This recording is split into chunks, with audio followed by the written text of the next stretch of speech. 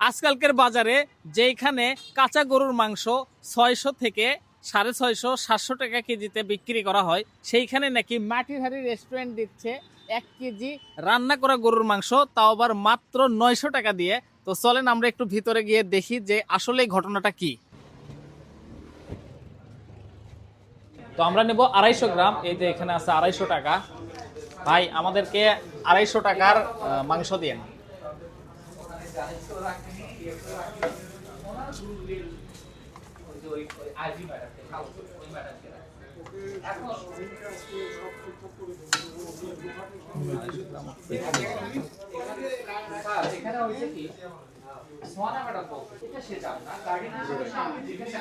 এরকম ঝোল।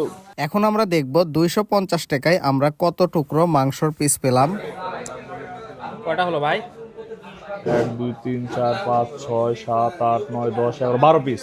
250 টাকায় আমরা কিন্তু 12 টুকরো মাংস পাইছিলাম। এটা পাবেন সকাল 11টা থেকে রাত 11টা পর্যন্ত।